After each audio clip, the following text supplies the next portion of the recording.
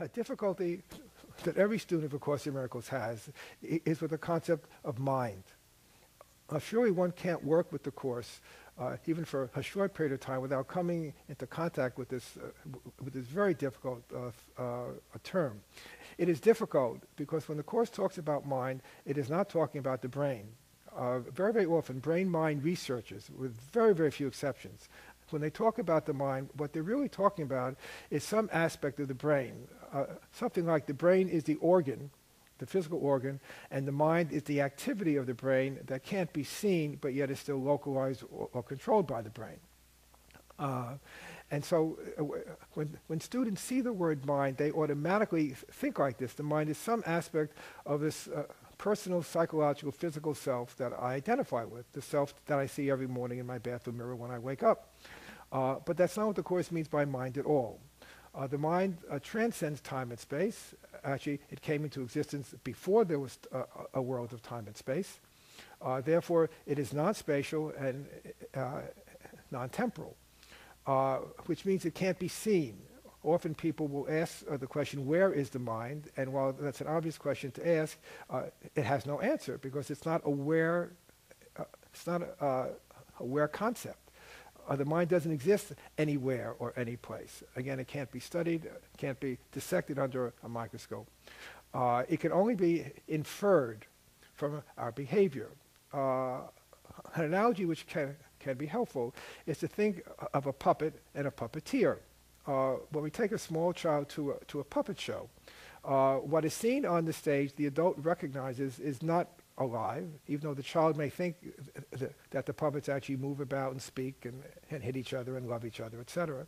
The adult recognizes that either above the stage or beneath the stage, unseen by the audience, is the puppeteer, the person who's animating the puppets. It's the puppeteer's voice that is heard, not the puppet's voice.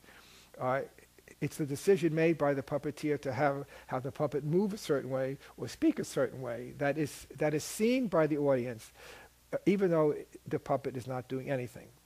In that sense, the mind is the puppeteer. It calls the shots. It is unseen. It is beneath the stage of what we call the world, or the stage of our life.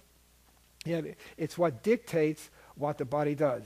It dictates how the eyes see, how the ears hear, how the brain thinks. And that's why there are many passages in A Course in Miracles, in the text, the workbook, and teacher's manual, that tell us that the brain doesn't think, eyes don't see, ears don't hear, bodies don't feel, they don't get sick, they don't get well, they're not born, they don't die, they don't make decisions. Everything is done by the mind.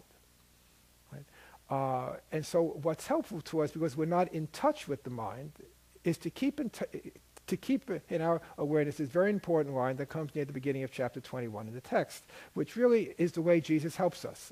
He says to us, the world you see is an outside picture of an inward condition. The world you see is an outside picture of an inward condition.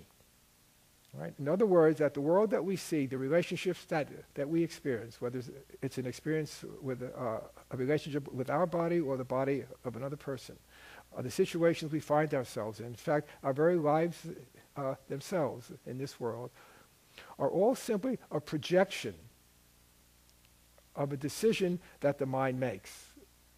The world you see is an outside picture of an inward condition. The condition of the mind is the condition of making a decision.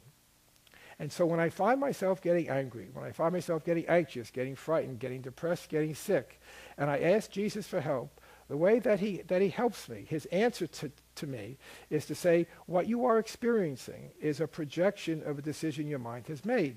And if you are experiencing a peace and a joy that embraces all people without exception, then that is coming from your mind's decision for me as your teacher.